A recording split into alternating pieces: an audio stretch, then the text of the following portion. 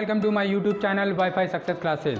Guys, आज हम लाए हैं आपके लिए डायरेक्ट एंड इनडायरेक्ट का अगला वीडियो, जिसमें आज हम पढ़ेंगे असर्टिव सेंटेंसेस। मैं आपको बता दूं कि डायरेक्ट एंड इनडायरेक्ट के सारे रूल्स जो कि कॉमन चेंजेस पर आधारित हैं वो आपको पहले वीडियो में दिए जा चुके हैं। यदि आपने पहला वीडियो ना देखा हो तो आप सबसे पहले वो पहला वीडियो देखें, क्योंकि जब तक कि आप वो पहला वीडियो नहीं देखेंगे आपको डायरेक्ट से इनडायरेक्ट में चेंजेस करने के लिए काफ़ी प्रॉब्लम्स आने वाली है। तो हम स्टार्ट करते हैं। Let's get started without wasting a time. तो आज हम पढ़ेंगे इस वीडियो में डायरेक्ट एंड इनडायरेक्ट स्पीच में असर्टिव सेंटेंसेस। असर्टिव सेंटेंसेस को स्टार्ट करने से पहले मैं आपको बता दूं कि डायरेक्ट से इनडायरेक्ट में बदलने के लिए 5 प्रकार के सेंटेंसेस को हम यूज़ करते हैं। इट मीन्स 5 प्रकार के ऐसे सेंटेंसेस हैं जो डायरेक्ट से इनडायरेक्ट में बदले जाते हैं, और उन सभी 5 प्रकार के सेंटेंसेस को जब हम डायरेक्ट से इनडायरेक्ट में बदलते हैं तो उनके साथ हम अलग अलग रूल्स को फॉलो करते हैं। और साथ ही साथ मैं आपको बता दूं कि जो कॉमन चेंजेस हैं जो कि फर्स्ट वीडियो में बताए गए हैं, तो वो कॉमन चेंजेस और साथ ही साथ अलग अलग प्रकार के जब सेंटेंसेस आप पढ़ेंगे तो उनमें आने वाले चेंजेस दोनों को मिलाकर कोई भी डायरेक्ट से इनडायरेक्ट का जो सेंटेंस यानी कि नरेशन है उसको आप चेंज करेंगे। इट मीन्स आप दूसरे शब्दों में समझें कि अभी हम पढ़ने जा रहे हैं असर्टिव सेंटेंसेस। असर्टिव सेंटेंसेस में जो चेंजेस करने के जो रूल्स हैं वो आपके सामने लिखे हैं, बट इतने सफिशिएंट नहीं हैं। आपको इन रूल्स को तो फॉलो करना है, क्योंकि ये रूल्स आज के इस टॉपिक असर्टिव सेंटेंसेस पर आधारित हैं। जबकि पिछले वीडियो में मैंने ये पढ़ाया था कि कुछ कॉमन चेंजेस होते हैं और वो कॉमन चेंजेस सभी प्रकार के सेंटेंसेस पर फॉलो किए जाते हैं। इट मीन्स आपको इन रूल्स के साथ साथ जो कॉमन चेंजेस पीछे बताए गए हैं उन कॉमन चेंजेस को भी अप्लाई करना पड़ेगा।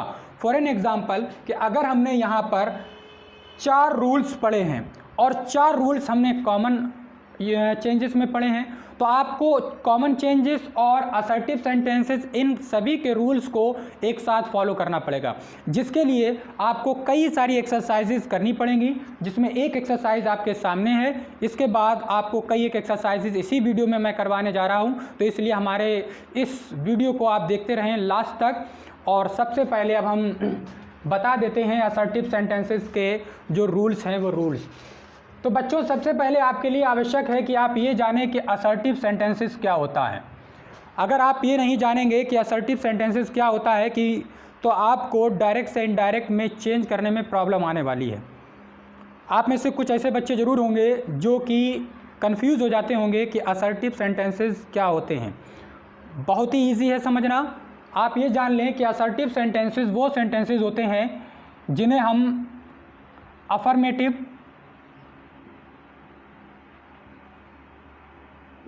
और निगेटिव सेंटेंसेस कहते हैं। यानी कि ये जो हमारा असर्टिव सेंटेंस है, इस असर्टिव सेंटेंस में हमारे 2 कैटेगरी के सब सेंटेंसेस आते हैं, और वो क्या होते हैं?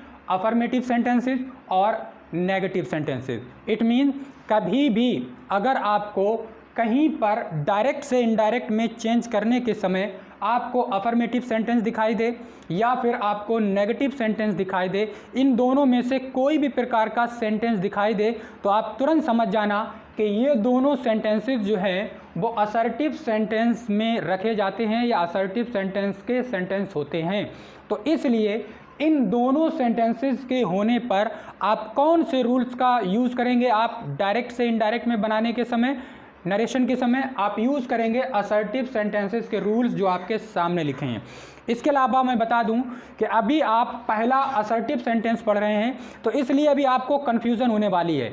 आपको कन्फ्यूज़न ये होने वाली है कि कई बार आप एक्सरसाइज करते समय दूसरी कैटेगरी के सेंटेंसेज आ जाएंगे, जो भी 4 बाकी हैं जो आपको अगली वीडियोज़ में मिलेंगे।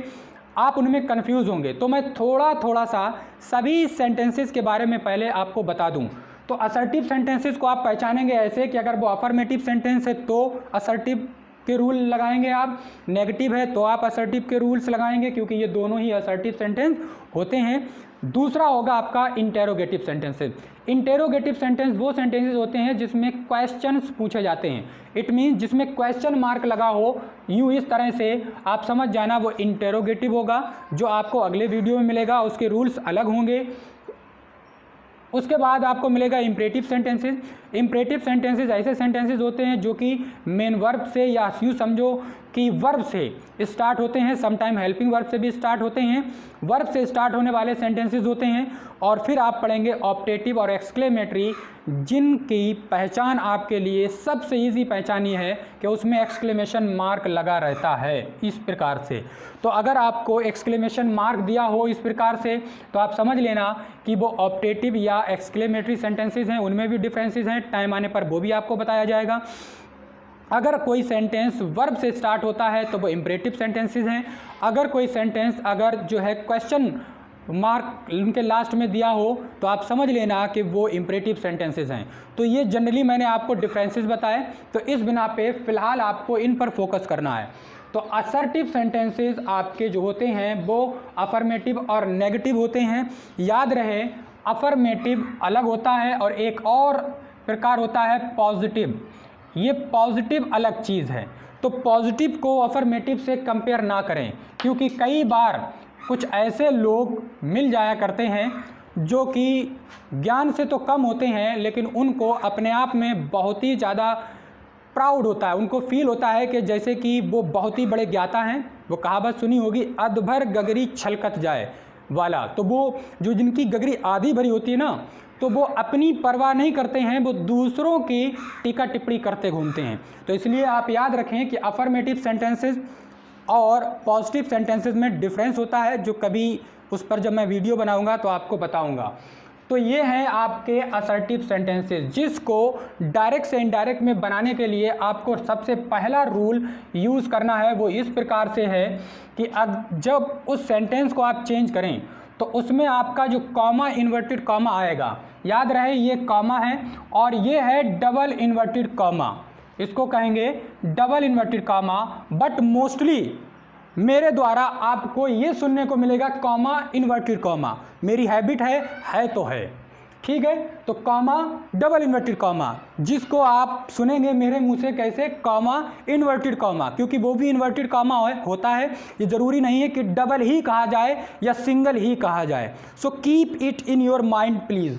सो कॉमा डबल इन्वर्टेड कॉमा जब आए तो आपको उसको हटाकर दैट का यूज़ करना है।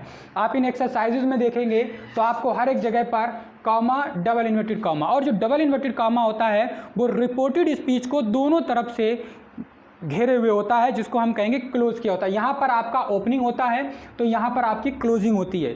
यहाँ पर जब आपका सेंटेंस ओपन होता है, स्टार्ट होता है, तब भी डबल इन्वर्टेड कॉमा आगे से लगाया जाता है, और जब आपका सेंटेंस समाप्त होता है तो भी पीछे से लगाया जाता है, और ऐसा होना कंपलसरी अनिवार्य है, ठीक है।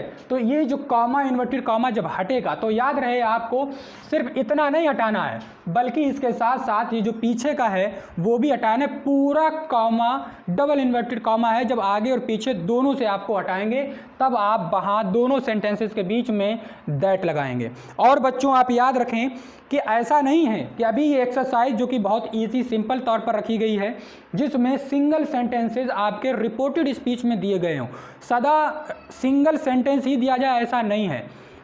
आपको एक्सरसाइज करनी है कैसे, simple to complex, easy to difficult, सरल से सरल स्टार्ट करेंगे और आपको हाईएस्ट पॉइंट तक जाना है। इसलिए आपकी ये बिगनिंग है। बिगनिंग के मुताबिक आपको सिंपल सेंटेंसेस, इजी से इजी सेंटेंसेस आपके सामने रखे गए हैं। तो कॉमा इन्वर्टेड कॉमा की जगह पर आप दैट लगाएंगे। उसके बाद देखें रूल नंबर 2। रूल नंबर 2 में ये जो आपके सामने दी गई हैं ये है रिपोर्टिंग वर्ब्स। ये है आपकी रिपोर्टिंग वर्ब्स।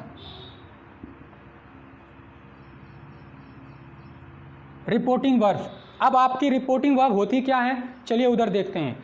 इस सेंटेंस में जो डबल इन्वर्टेड कॉमा से बाहर का सेंटेंस है, इसको रिपोर्टिंग स्पीच कहा जाता है। पिछले वीडियो में मैंने समझाया था। इस रिपोर्टिंग स्पीच में बच्चों ये जो आई हुई वर्ब है, ये यहाँ पर ये यहाँ पर, ये यहाँ पर, ये यहाँ पर, इसी प्रकार से सभी सेंटेंसेस में। इसको हम रिपोर्टिंग वर्ब कहते हैं।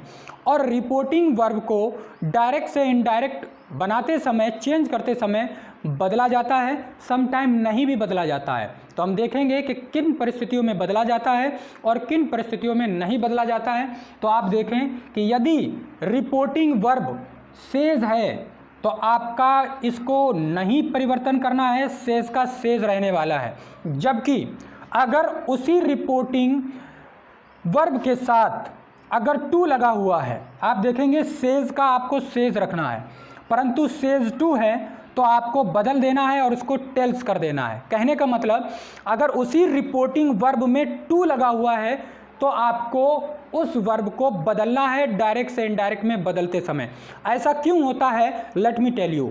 ऐसा बच्चों इसलिए होता है कि जब रिपोर्टिंग स्पीच में ऑब्जेक्ट दिया रहता है तब हम कहना को बताना में बदल देते हैं। जब ऑब्जेक्ट दिया रहता है, जैसे कि आप देखेंगे सैड टू ऑब्जेक्ट दिया है, सैड टू ऑब्जेक्ट दिया है, लेकिन आप देखेंगे यहाँ पर सैड ऑब्जेक्ट नहीं दिया है। तो टू तभी आता है रिपोर्टिंग वर्ब के साथ जब उसमें ऑब्जेक्ट होता है, और जब ऑब्जेक्ट होता है तब हम कहना को बताना के सेंस में बदलते हैं, परंतु टेंस को देखकर। यानी कि ऐसा नहीं है सिर्फ एक ही चीज़ को आप अप्लाई कर लें। तो आप देखें अगर सेज हो तो सेज रहेगा, सेज टू हो तो आपका टेल्स रहेगा।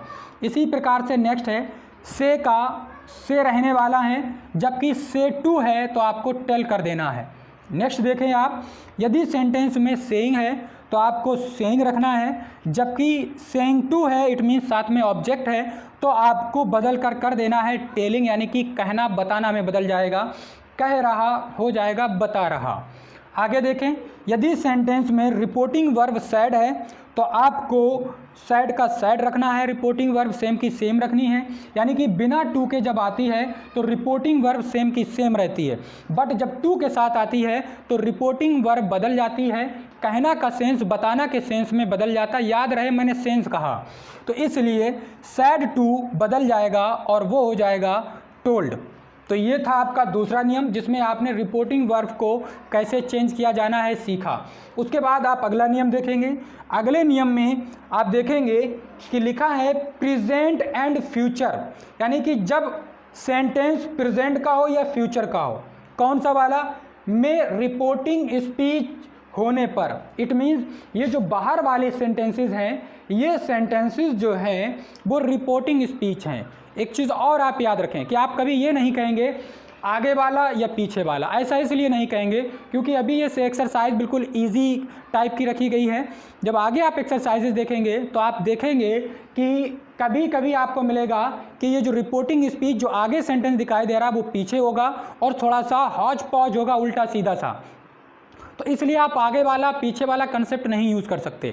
आप क्या कंसेप्ट यूज़ करेंगे, डबल इन्वर्टेड कॉमा के अंदर जब होगा तो वो रिपोर्टेड स्पीच होगी, जबकि बाहर जिसमें रिपोर्ट दी जा रही होगी वो रिपोर्टिंग स्पीच होगी। तो जब ये रिपोर्टिंग स्पीच आपके सामने जो लिखी हुई हैं इस साइड में आपके, ये सारे के सारे रिपोर्टिंग स्पीच हैं, क्योंकि अभी हमने बिल्कुल के बिल्कुल एकदम ईजी वे में और सीधा सीधा लिख रखा है। तो ये रिपोर्टिंग स्पीच हैं।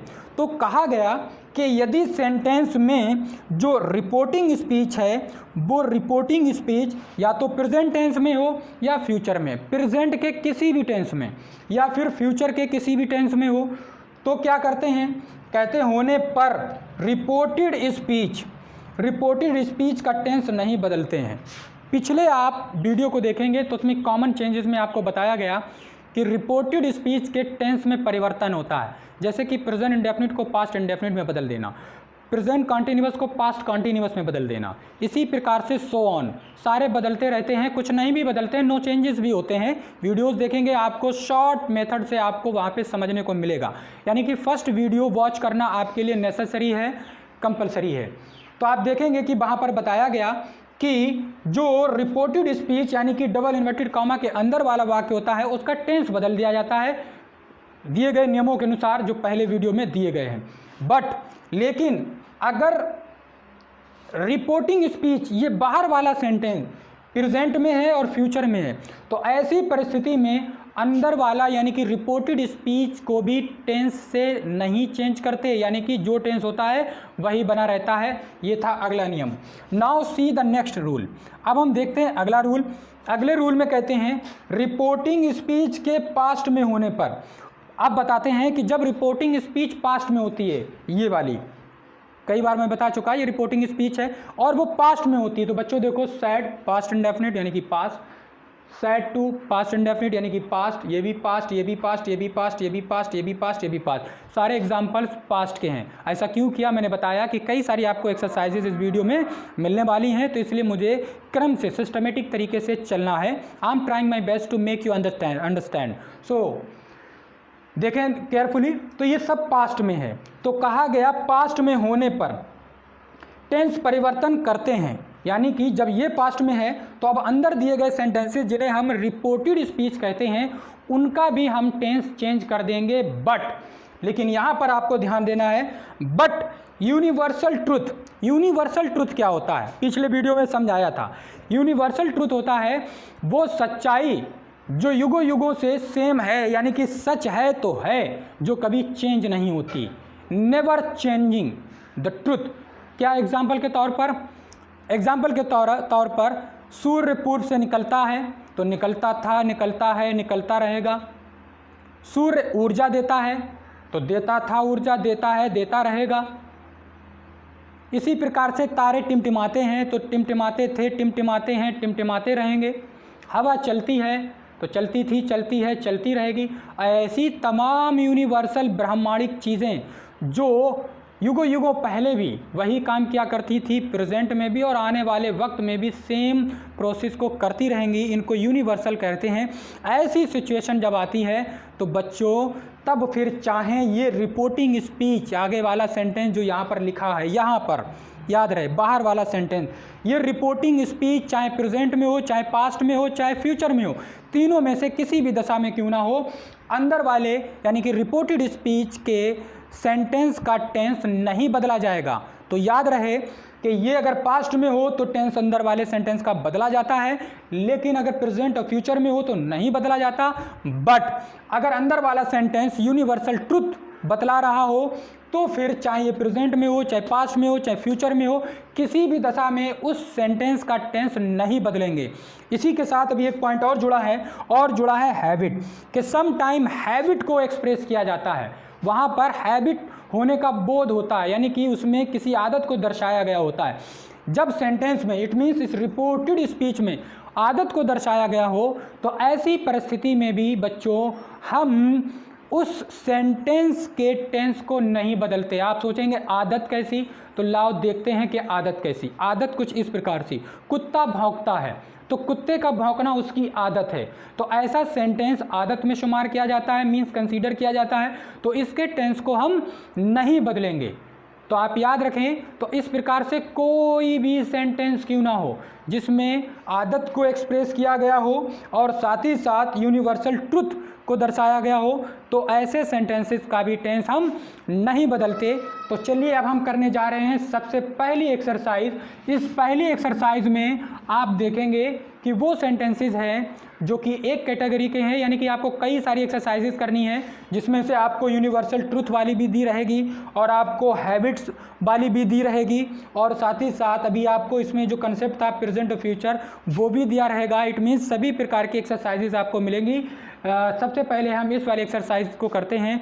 जो इसमें सबसे पहला एग्जाम्पल है, he said to me comma double inverted comma you are a genius boy.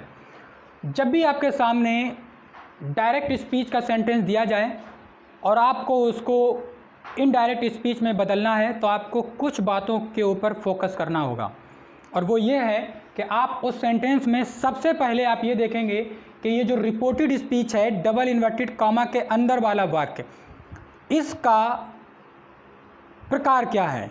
It means ये कौन से प्रकार का सेंटेंस है, असर्टिव है, इंटेरोगेटिव है, इम्परेटिव है, ऑप्टेटिव है, या फिर एक्सक्लेमेटरी है। जैसा कि मैंने आपको बताया कि सेंटेंसेस 5 प्रकार के होते हैं, तो उन 5 प्रकार में से कौन से प्रकार का ये सेंटेंस है, सबसे पहले आपको ये चीज़ फाइंड आउट करने की ज़रूरत है। तो जैसा कि आप जानते हैं कि असर्टिव सेंटेंसेस हम पढ़ रहे हैं, तो आपको तो एकदम आसान लगेगा कि असर्टिव सेंटेंस, लेकिन नहीं, अभी आपको आसान लगेगा क्योंकि जो चैप्टर चल रहा है उसी की बात चल रही होगी, तो इसलिए आप समझ जाएंगे। लेकिन जब सारे चैप्टर्स कंप्लीट हो जाएंगे तो आप देखेंगे कि जब पांचों प्रकार के सेंटेंसेस आप कंप्लीट कर लेंगे और फिर जब आप मिक्स एक्सरसाइज करेंगे, सेम एक ही एक्सरसाइज में आपको सारे प्रकार के सेंटेंसेस मिल जाएंगे, या फिर डायलॉग्स करेंगे तो आप देखेंगे कि डायलॉग्स में लंबी लंबी स्पीचेस हुआ करती हैं, तो आपको प्रॉब्लम होने वाली है। एक ही नरेशन में आपको बहुत सारे सेंटेंस मिलेंगे जिसमें से पांचों प्रकार के सेंटेंस होंगे। तो इसलिए सबसे पहले आप इस सेंटेंस को देखेंगे और ये फाइंड आउट करेंगे ये कौन से प्रकार का सेंटेंस है। तो मैंने ये देखा, you are a genius boy, ये एक अफर्मेटिव सेंटेंस है। अगर ये सेंटेंस अफर्मेटिव हो या नेगेटिव हो, अफर्मेटिव और नेगेटिव होने पर वो कौन सा होता है, असर्टिव सेंटेंस होता है। और जब वो असर्टिव सेंटेंस होता है तो सबसे पहली चीज़ हम जान गए वो क्या, कि इस कॉमा इन्वर्टेड कॉमा को हटाकर हम दैट लगाएंगे। तो ये जो पहली चीज़ आप सीखेंगे कि हमें कॉमा इन्वर्टेड कॉमा को हटाकर कौन सा कंजक्शन यूज़ करना है, तो आप यहीं से सीखेंगे कि आप जान गए कि ये असर्टिव है। और असर्टिव क्यों है, क्योंकि ये अफर्मेटिव या निगेटिव इन दोनों में से कोई एक है, तो ये असर्टिव है। और जब असर्टिव है तो हम कॉमा इन्वर्टेड कॉमा की जगह पर दैट का प्रयोग करेंगे, सबसे पहली बात। अब दूसरी चीज़, अब हम आएंगे इस रिपोर्टिंग स्पीच पर। रिपोर्टिंग स्पीच को हम देखेंगे और देख कर समझेंगे क्या ये रिपोर्टिंग स्पीच प्रेजेंट में है, देखा नहीं, फ्यूचर में है, नहीं। अगर प्रेजेंट और फ्यूचर में होती तो हम इस सेंटेंस का टेंस नहीं बदलते, लेकिन हमने देखा कि ये पास्ट में है। He said to me, past indefinite है इसलिए पास्ट में है। तो हमको एक चीज़ और क्लियर हो गई और वो ये हो गई कि इस रिपोर्टेड स्पीच का टेंस बदला जाएगा। इट मीन्स आपको जहाँ पर आर है वहाँ पर बदल कर उसकी हेल्पिंग वर्ब पास्ट की रखनी है। क्या रखनी है, देख कर ही पता चलेगा। उसके बाद आप अगली चीज़ देखेंगे, अगली चीज़ ये देखेंगे कि यहाँ पर आपकी जो रिपोर्टिंग वर्ब है वो क्या है। सिंपल वहाँ पर रिपोर्टिंग वर्ब है या फिर टू यानी कि ऑब्जेक्ट के साथ में दी गई है। अगर वो सिंपल सिर्फ सैड दिया है तो नहीं चेंज करेंगे, जबकि सैड टू यानी कि ऑब्जेक्ट के साथ दी गई है तो हम उसको चेंज कर लेंगे। तीसरी बात थी यह। अब आप चौथी बात देखेंगे, आप इस सेंटेंस में वापस आएंगे और देखेंगे क्या इस सेंटेंस में कहीं पर कोई प्रोनाउन दिया है, तो आपने देखा कि हाँ दिया है यू। अब आप ये देखेंगे कि ये जो यू है ये कौन सा प्रोनाउन है, फर्स्ट पर्सन का प्रोनाउन या फिर सेकंड पर्सन का प्रोनाउन या फिर थर्ड पर्सन का प्रोनाउन। इन तीनों में से कौन से प्रकार का प्रोनाउन है। प्रोनाउंस अगर आप नहीं समझते तो आपको पहली वीडियो देखनी पड़ेगी। मैंने पहले कहा कि पहली वीडियो देखना आपके लिए एकदम मस्ट है, और आप जब तक कि पहली वीडियो नहीं देखते, उसके रूल सारे याद नहीं करते, नोट डाउन नहीं करते, तब तक आप इसमें प्रॉब्लम में पड़ने वाले हैं। तो आपको याद रहे कि आपको यहाँ पता चला कि ये एक प्रोनाउन है, प्रोनाउन कौन सा है ये फाइंड आउट किया तो पता चला ये सेकंड पर्सन का प्रोनाउन है।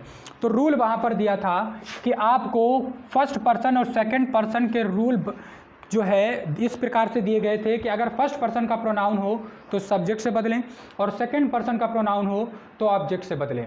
अगर अभी आप नहीं समझ पा रहे हैं तो हम आपको ट्रिकी मेथड से समझाते हैं तो आप समझ जाएंगे, क्योंकि जब कोई चीज़ एक से दो से तीन बार बार सेंटेंस में आती है तो आप उसको समझ ही जाते हैं। देखिए ये सेकंड पर्सन का प्रोनाउन है। सेकंड पर्सन का प्रोनाउन मीन्स यू योर। इन तीनों में से कोई भी एक दिया हो तो आपको इस सेंटेंस में यहाँ पर कोई ऑब्जेक्ट दिया रहेगा, उससे आपको बदलना है। तो मैंने यू को किस में बदलना है, मी में। जब हम यू को मी में बदलेंगे तो आप देखेंगे क्या चेंजेस आने वाले हैं। सो स्टार्ट करते हैं इसको हम बदलना।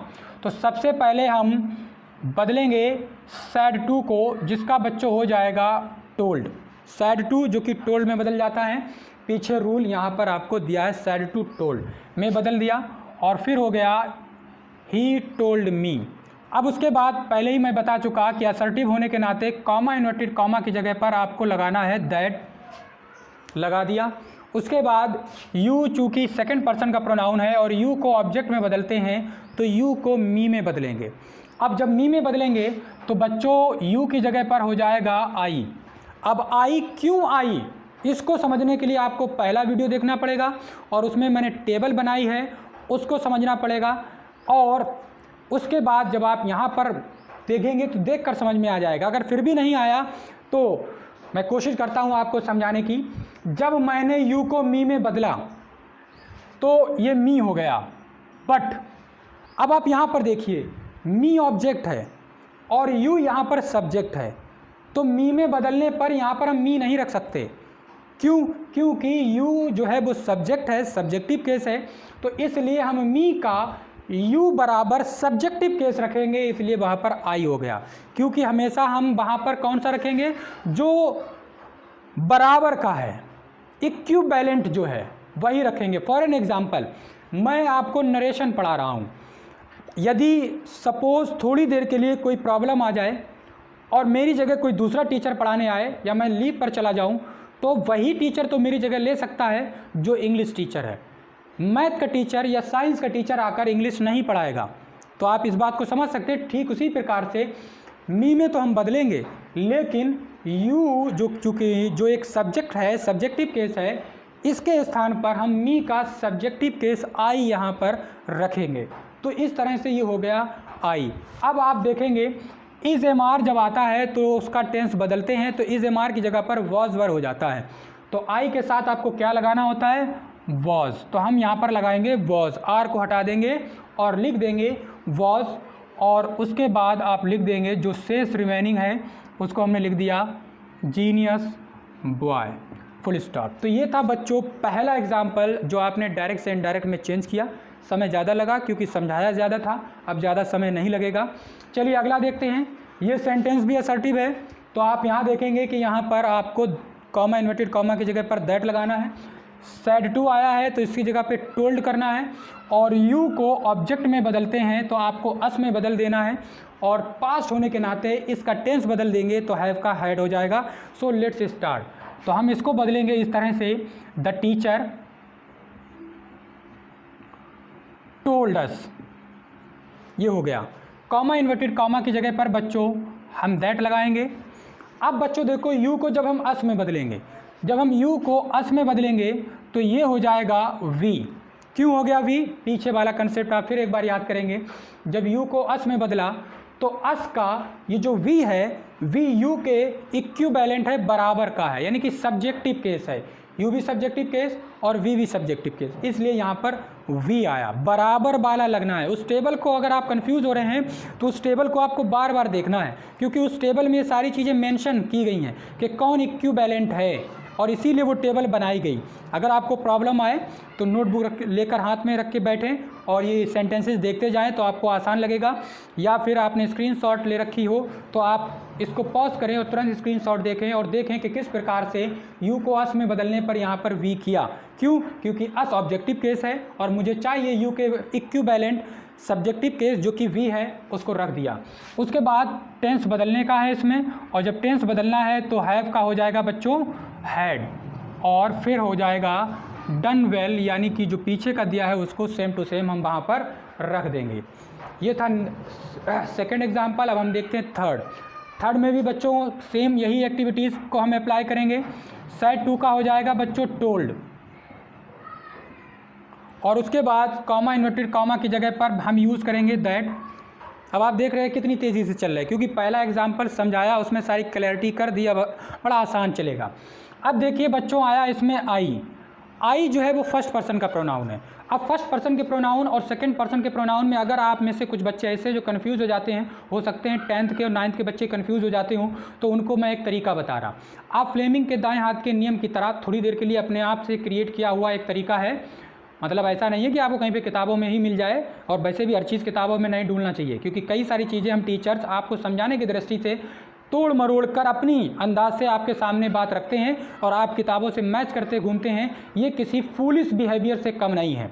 सो सी देखें इस तरह से, तो इस तरह से देखें कि आपको ऐसे प्रोनाउंस का उच्चारण करने पर अगर आपका ये अंगूठे का इशारा हो रहा है तो वो फर्स्ट पर्सन, यानी कि ये अंगूठा ये फर्स्ट पर्सन, ये उंगली सेकंड पर्सन, ये वाली उंगलियां ये थर्ड पर्सन। तो देखें कैसे, मैं आई मी, माई, हम, वी, अस, हमें, अवर, हमारा। तो आपको 6 प्रोनाउन ऐसे मिलेंगे, आई, मी, माई, वी, अस, अवर, जिस पर आप जब बोलेंगे तो इस अंगूठे का इशारा होगा।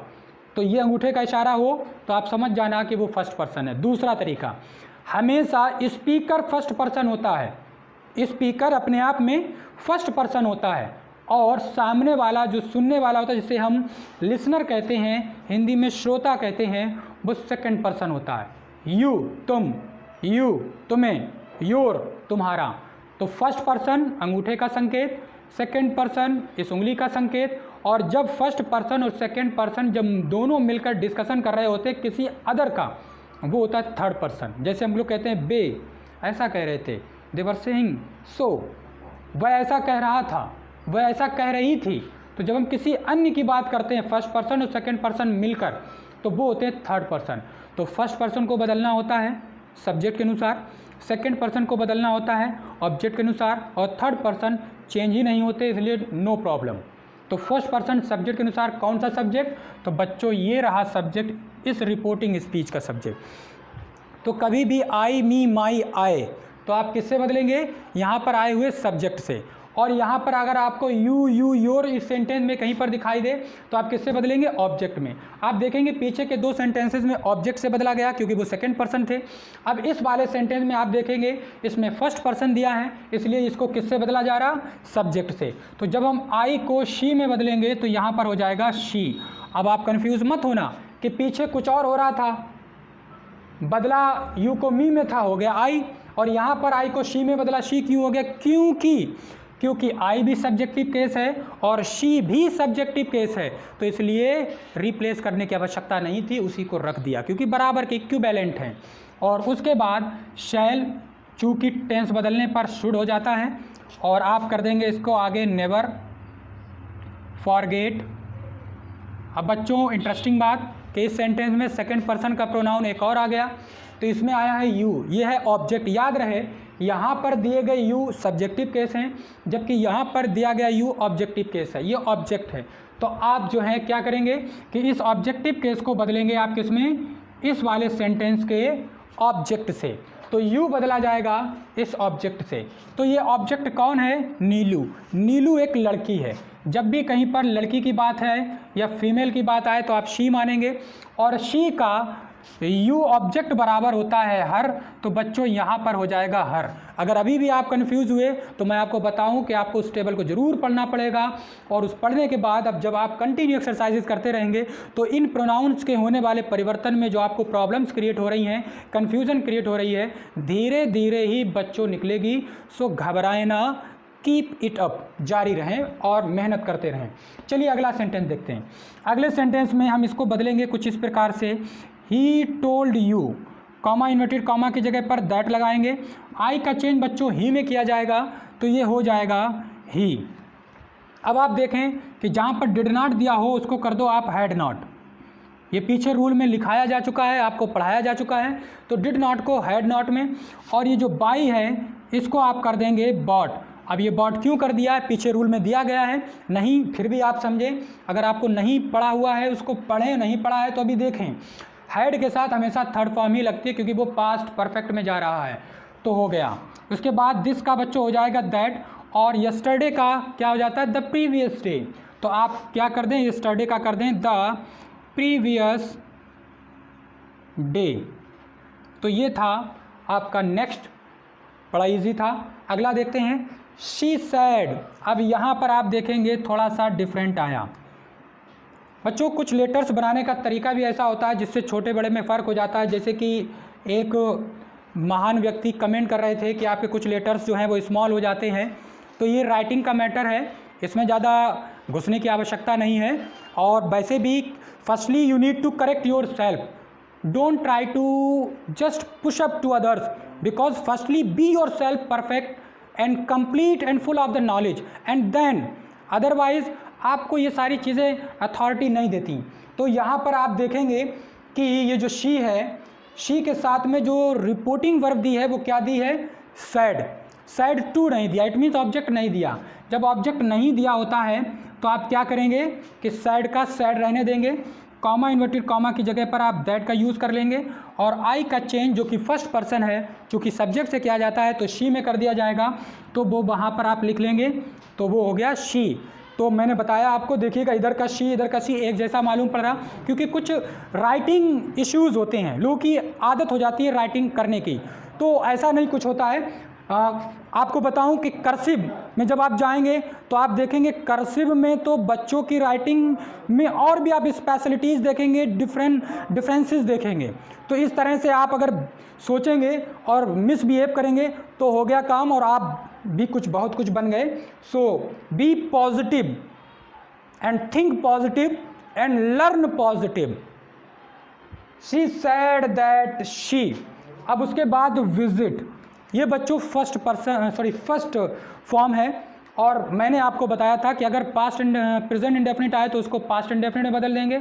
और अगर आपको इस मेथड से ना समझ में आए तो आप क्या सोचें कि अगर कहीं पर फर्स्ट फॉर्म आई है तो उसे सेकंड में कर दो, अपने आप टेंस चेंज हो जाएगा। तो अगर हम विजिट को विजिटेड कर देते हैं तो अपने आप टेंस चेंज हो जाएगा, शी विजिटेड। और बच्चों हेयर का देयर हो जाएगा, पीछे आपने वीडियो में देखा है, तो हेयर का देयर। उसके बाद आपको लिखना है ऑफन, इसको पढ़ते हैं ऑफन। तो ये था अगला example. Now see the next example. Karan said to the girl. तो Karan said to the girl, इसमें हम क्या करते हैं, इसमें लिखेंगे हम Karan told the girl, comma inverted comma की जगह पर बच्चों दैट लिखेंगे। उसके बाद इसमें भी आई दिया हुआ है तो इसको हम बदलेंगे करण में। करण एक पुरुष वर्ग में आता है, मस्कुलिन जेंडर है, और मस्कुलिन जेंडर यानी कि मेल है, तो कोई भी मेल की बात की गई हो यानी कि लड़का या आदमी तो वो मस्कुलिन जेंडर में आएगा, मेल में आएगा। तो आपको हमेशा उसको क्या कंसीडर करना है, ही। तो यहाँ पर लगा लिया ही, ना कि ये कि करण रख दें। हालांकि अगर आप यहाँ पर करण को रख दें तो सेंटेंस में ऐसी कोई गलती नहीं हुई जा रही, लेकिन जो वो होते ना क्रिटिक्स, आलोचक, जिनको सिर्फ और सिर्फ ढूंढना होती हैं गलतियां ही, तो वो आपकी गलतियां ढूंढते फिरेंगे, जो गलती नहीं भी होगी वो भी ज़बरदस्ती निकालेंगे। तो ऐसे लोगों से सावधान रहें और दूर रहें, और उनको पागलों में कैटेगरी में गिनती करते हुए हमेशा देख कर अनदेखा करें, और इस कान से सुने और इस कान से निकाल दें। तो ज़्यादा अफवाहों पे आपको नहीं जाना है कि मूर्खों की कमी नहीं है गालिब, एक ढूंढो हज़ार मिलते हैं, और इनका कोई गांव नहीं बसते बल्कि गांव-गांव में तमाम मिलते हैं। थोड़ा सा अपने पास से इसमें हमने रद्द-बदल कर दिया क्योंकि मेरी आदत में शुमार है। तो आप देखेंगे कि आई को जब आपने करण में बदला, यहाँ पे करण रखा जा सकता था बट मोस्ट अप्रोप्रिएट नहीं था, क्योंकि करेक्ट होना अलग बात होती है, मोस्ट अप्रोप्रिएट होना अलग बात होती है, इनमें भी फ़र्क होता है। तो ही यहाँ पर मोस्ट अप्रोप्रिएट है, तो आई को करण में चेंज किया तो ही हो गया, और एम का बच्चों हो जाएगा ही के साथ वॉज। चूँकि मैंने बताया था इस एमआर आने पर आपको वॉज वर्ब में चेंज करना है, तो हो जाएगा वॉज। और उसके बाद रीडिंग अ लेटर, नाउ का बच्चों चेंज करके आप कर देंगे देन, पीछे आप पढ़ चुके हैं। ऐसे शब्द जो निकटता को दर्शाते हैं उनको भी हम डायरेक्ट से इनडायरेक्ट में बदलने के समय चेंज कर देते हैं। Now see the next example. Father sad, तो बच्चों ये एग्जाम्पल हो जाएगा द फादर, सैड का सैड रहेगा क्योंकि इसमें ऑब्जेक्ट नहीं है यानी कि टू नहीं है, और कॉमा इन्वर्टेड कॉमा की जगह पर हम दैट लगाएंगे। अब यू को हम ऑब्जेक्ट से बदलते हैं बच्चों, इसमें यहाँ पर ऑब्जेक्ट है ही नहीं। अब इसमें भी एक्सेप्शन पैदा होंगे और लोग भांति भांति प्रकार की प्रॉब्लम्स आपके आगे क्रिएट करेंगे, तो इसलिए आप ध्यान से समझें, क्रिएट जो करता है उसको करने दें। यू को ऑब्जेक्ट से बदलते हैं और ऑब्जेक्ट नहीं है, तो फिलहाल आप कुछ भी कर सकते हैं। आप चाहें यू को ना चेंज करें, ये 100% करेक्ट बात है। आप चाहें आप यहाँ पर ये मान लें कि यहाँ पर ही है तो आप यहाँ पर हिम है तो ही कर लें, आप यहाँ पर शी कर लें, या फिर सबसे बेस्ट ऑप्शन रहता है कि ऐसी दशा में जब ऑब्जेक्ट ना हो और यू को बदलना है तो स्वयं को मान लें, स्वयं को, और स्वयं को मान लेंगे तो आप क्या मानेंगे, मी। तो स्वयं को मानेंगे तो मी मानेंगे, तो आप यहाँ पर मी के आधार पर आई कर देंगे, यानी कि स्वयं को मान लिया करें। जबकि बच्चों यहाँ पर यू का यू रहने देते तो गलत नहीं होता, लेकिन आपको क्रिटिक्स आलोचक मिल जाएंगे खुरापात करने वाले। आप यहाँ पर ही कर देते तो गलत नहीं होता, पर खुरापात करने वाले मिल जाएंगे। यहाँ पे आप शी कर देते तो कुछ गलत नहीं होता, बट सीधी सी बात है, कोई दूसरे को नहीं देखना चाहता, सब क्या चाहता, अपना झंडा बुलंद करना चाहता है, जबकि ऐसा होता नहीं है। आप अपना झंडा बुलंद करके देखो, दूसरा आपकी जड़ काटने के लिए आ जाएगा। इसलिए कोऑपरेटिव बने, खींचातानी से परहेज करें तो आए। और उसके बाद बच्चों ये जो कैन है, इस कैन का आप कर देंगे कुड, जैसा कि आप जानते हैं। और नेगेटिव सेंटेंस है, नॉट भी बना रहेगा, स्टे और हेयर का देयर। अब बच्चों आपको याद रहे कि कैन का कुड हो चुका है, इसलिए स्टे की सेकंड या थर्ड फॉर्म करने की कोशिश ना करें। कई बार बच्चे जो छोटे क्लास के बच्चे होते हैं, क्योंकि ये जो नरेशन वाला टॉपिक है डायरेक्ट एंड इनडायरेक्ट का, ये सभी के लिए यूज़फुल है, चाहे वो 9th का हो, चाहे 10th का हो, 11th का हो, या फिर 12th का हो, किसी भी क्लास का हो, तो सभी पढ़ेंगे इस वीडियो को। तो इसलिए छोटे क्लास के बच्चे बिल्कुल भी कंफ्यूज ना हो। तो कैन का कुड हो चुका है, इसलिए स्टे को अब कुछ नहीं करना है, सेम रहना है स्टे का स्टे। बस हेयर को, जो कि निकटता सूचक शब्द है, उसको हेयर से देयर में चेंज कर देंगे। अब उसके बाद हम देखते हैं लास्ट एग्जाम्पल इस एक्सरसाइज का, जो कि इस प्रकार से दिया है समा टोल्ड रेखा, कॉमा इन्वर्टेड कॉमा की जगह पर बच्चों लगाएंगे दैट, और शी जो कि थर्ड पर्सन है। अभी मैंने आपको बताया था कि जो थर्ड पर्सन होता है वो नो चेंज, तो शी क्या है, वो थर्ड पर्सन है, और थर्ड पर्सन नहीं चेंज होता, ना ही शी, ना ही, ना दे। और इसी प्रकार से इनके जो ऑब्जेक्टिव और पसेसिव केस आते हैं उनको भी हम चेंज नहीं करते, तो शी का शी रहेगा।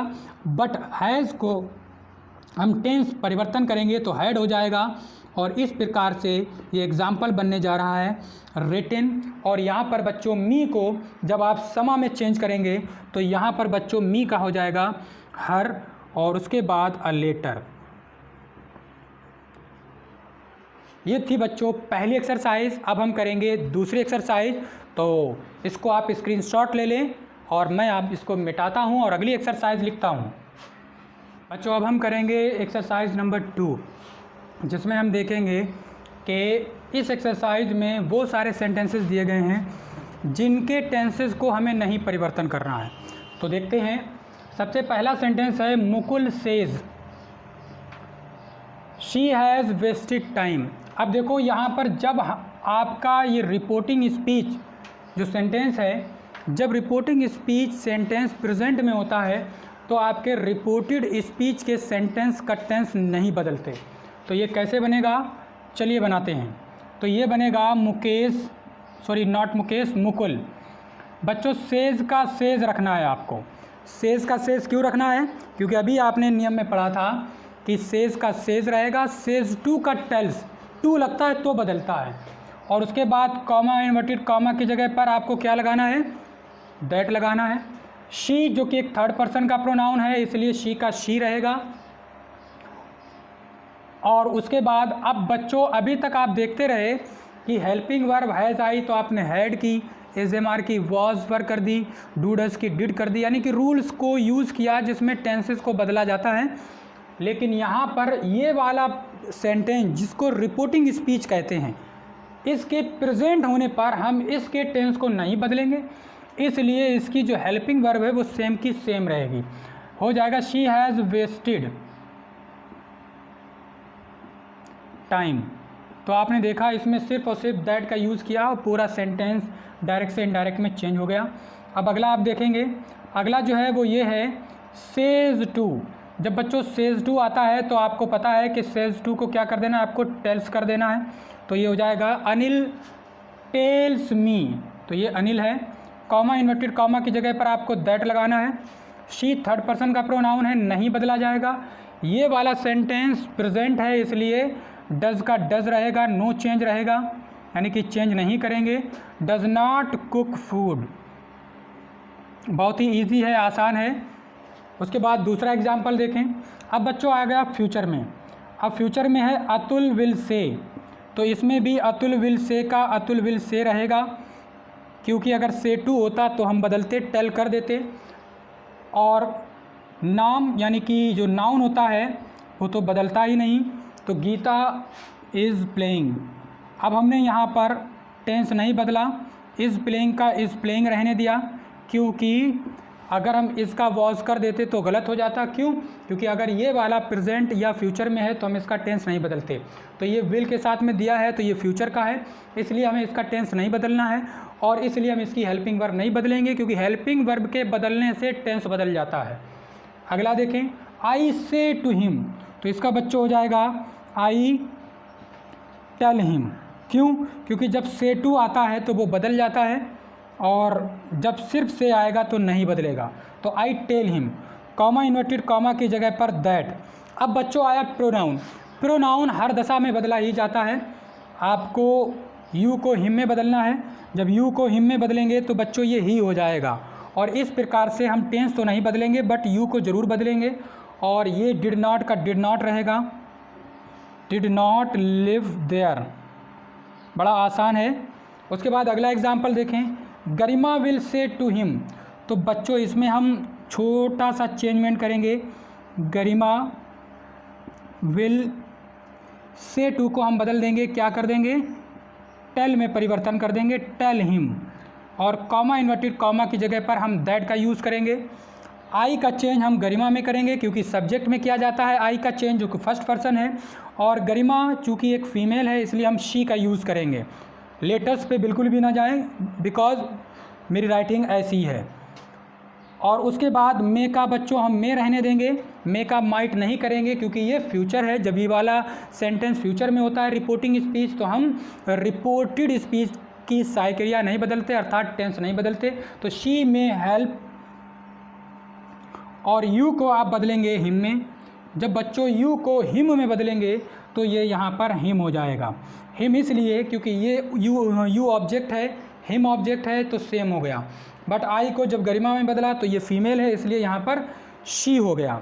अगला देखें, नेक्स्ट है शी इज़ सेइंग, तो बच्चों इसका सेम का सेम रहेगा, शी इज़ सेइंग, और कॉमा इन्वर्टेड कॉमा की जगह पर आप दैट लगाएंगे। आई का चेंज शी में करेंगे तो यहाँ पर शी हो जाएगा, और शी के मुताबिक डू नॉट को अब आप कर देंगे डज नॉट, क्योंकि इतना तो चेंज करना बनता ही है। आई के साथ डू नॉट लगता है पर शी के साथ डज नॉट लगता है। उसके बाद लाइक द गेम्स, तो ये भी एग्जाम्पल हो गया। और आखिरी और लास्ट इसका एग्जाम्पल देखते हैं, जिसमें आपको करना है आई एम सेइंग टू को बदल देंगे बच्चों, हम कर देंगे टेलिंग हर, फिर कॉमा इन्वर्टेड कॉमा के स्थान पर दैट, और यू को जब हम हर में बदलेंगे तो बच्चों यहाँ पर हो जाएगा शी, और मस्ट का नो चेंज, क्योंकि हम मस्ट को ऑलरेडी नहीं बदलते, तो टेंस की भी कोई बात नहीं है। और इसके बाद ये एग्ज़ाम्पल कंप्लीट हो गया। तो ये था।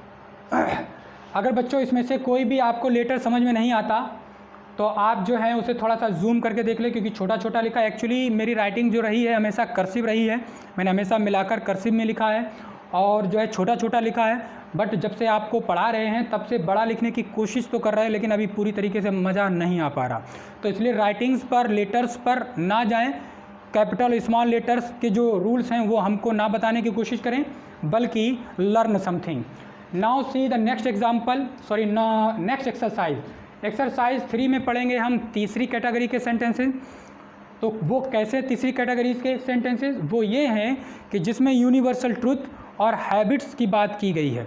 तो ऐसे सेंटेंसेस जिसमें यूनिवर्सल ट्रुथ दिए हों और क्या दिया हो, हैबिट्स की बात की गई हो। बच्चों एक बात और बताऊं कि आपको 3 एक्सरसाइज में मैंने एग्जाम्पल्स को समझाने की, रूल्स को आपके सामने क्लियर करने की कोशिश की, लेकिन इतने सफिशिएंट नहीं हैं।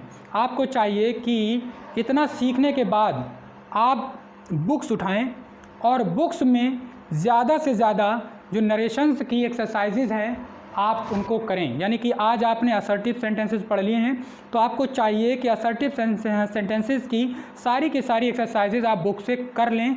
आप जब तक कि स्वतः एक्सरसाइजेज नहीं करते, क्योंकि मेरा काम सिर्फ और सिर्फ आपको सिखाना है और रूल और रेगुलेशन से अवेयर कराना है, लेकिन जब तक कि आप एक्सरसाइज कंप्लीट नहीं करते आप अपने आप में परफेक्ट नहीं हो सकते। रहा सवाल, कुछ एक्सेप्शंस होते हैं हर चैप्टर में, हर टॉपिक में। वो जो एक्सेप्शंस हैं वो आपको हम हमेशा लास्ट में करवाते हैं। तो नरेशन ख़त्म हो जाने के बाद डायलॉग्स पढ़ेंगे और डायलॉग्स के भी समाप्त हो जाने के बाद एक्सेप्शंस पढ़ेंगे। बहुत कुछ ऐसा मिलेगा जिसमें आप देखेंगे रूल्स से हटकर भी होता है। चलिए स्टार्ट करते हैं। तो बच्चों इसमें आप देखेंगे ये इतना आसान है कि इनको बनाने की भी आवश्यकता नहीं है। द टीचर सैड का द टीचर सैड रहेगा। इनफैक्ट इस सेंटेंस में सिर्फ और सिर्फ कॉमा इन्वर्टेड कॉमा की जगह पर दैट लगना है, बाद बाकी इसमें कोई परिवर्तन नहीं होना। क्यों नहीं होना? क्योंकि सैड टू होता तो हम यहाँ पर बदल देते, नहीं था इसलिए ये रिपोर्टिंग स्पीच भी सेम, कॉमा इन्वर्टेड कॉमा की जगह पर दैट। और रिपोर्टेड स्पीच में कही गई बात ओमनिवर्सल ट्रूथ है तो वैसे भी चेंज नहीं होगी। क्या है? The earth rotates on its axis, पृथ्वी अपनी धुरी पर घूमती है, ये सत्य है, ये बदलाव नहीं इसमें किया जा सकता।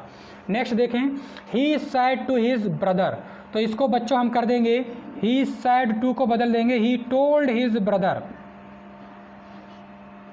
और फिर कॉमा इन्वर्टेड कॉमा की जगह पर आप दैट लगाएंगे। डॉग्स बार्क एट स्ट्रेंजर्स, इसमें बच्चों आदत दर्शाई गई है, कुत्तों की आदत दर्शाई गई है जो कि उनकी भौंकने की आदत है, तो ये हो जाएगा डॉग्स बार्क एट स्ट्रेंजर्स। अगला देखेंगे आप, अगला बच्चों पहले वाले की तरह बिल्कुल इजी है, जिसमें आप सिर्फ और सिर्फ दैट लगाएंगे। क्यों? क्योंकि सैड टू होता तो हम बदल देते, नहीं है तो सेम रहने दिया। और honesty is the best policy, क्या है? ईमानदारी एक सबसे अच्छी नीति है, यानी कि सही रास्ता चलना, अच्छाई के रास्ते पे चलना सबसे अच्छा नियम और कायदा कानून है। तो इसमें नो चेंज, इसको हम ऐसे ही लिख देंगे।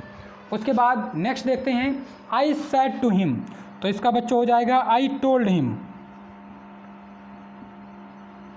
और उसके बाद इसमें ओमनिवर्सल ट्रूथ है तो हम दैट लगाकर दूसरे सेंटेंस को ज्यों का त्यों जोड़ देंगे, बिना किसी टेंस को बदले हुए या और किसी प्रकार का कोई भी चेंजमेंट किए बिना। लो, ये सेंटेंस आपका बनके तैयार हो गया। अगला देखेंगे आप, the mother said to the boy the trees are green, तो इसका बच्चों हो जाएगा द मदर सेड टू को हम बदल देंगे इसमें टोल्ड में, told the boy, comma inverted comma की जगह पर बच्चों हम रख देंगे दैट। उसके बाद the trees are green, trees are green का मतलब बच्चों ये नहीं हुआ कि पेड़ हरे हैं, बल्कि इसका अर्थ हुआ पेड़ हरे होते हैं। द ट्रीज आर ग्रीन का अर्थ है पेड़ हरे होते हैं। उसके बाद नेक्स्ट और लास्ट देखें, नेक्स्ट और लास्ट है जिसमें बनाना है आपको the teacher told the students, comma inverted comma की जगह पर बच्चों दैट लगाएंगे। उसके बाद जो दूसरा सेंटेंस है उसको आप लिखेंगे द सन गिव्स। अब यहाँ पर बच्चों आप एक चीज़ देखेंगे, गिव्स अस लाइट, तो गिव्स अस लाइट, तो आपने देखा मैंने अस को नहीं बदला, मैंने अस को नहीं बदला। क्यों? क्योंकि अगर आप नियम पे जाएंगे तो नियम आपको लिखाए गए, क्या मैंने लिखा है कि जब फर्स्ट पर्सन आए और अस एक फर्स्ट पर्सन है तो उसे जो है आप किससे बदलेंगे? सब्जेक्ट से बदलेंगे। बट ऐसा यहाँ पर लागू नहीं होगा। क्यों नहीं होगा? क्योंकि अस प्लूरल है और प्लूरल के साथ साथ यहाँ पर आप स्टेटमेंट को देखें, स्टेटमेंट क्या है? सदा सत्य रहने वाली बात है, और जब सदा सत्य रहने वाली बात होगी तो उसमें आया हुआ वी, अस और अवर, वी, अस और अवर, उनको नहीं बदलेंगे वरना वो सेंटेंस गलत हो जाएगा, इसलिए यहाँ पर अस रहेगा। तो बच्चों ये थी आज की हमारी वीडियो जिसमें आज आपने डायरेक्ट को इनडायरेक्ट स्पीच में बदलना सीखा। कौन से सेंटेंसेस को? असर्टिव सेंटेंसेस को। आपका जो अगला वीडियो आएगा उसमें आप सीखेंगे कि किस प्रकार से इंटेरोगेटिव सेंटेंसेस को आप डायरेक्ट स्पीच से इनडायरेक्ट स्पीच में बदलते हैं। तो अगर आपको ये वीडियो हमारी पसंद आई हो और आप इस चैनल पर नए हों तो प्लीज़ हमारे इस चैनल को सब्सक्राइब करें और शेयर करें ताकि दूसरे भी हमारे इस चैनल से बेनिफिट पा सकें। That's it.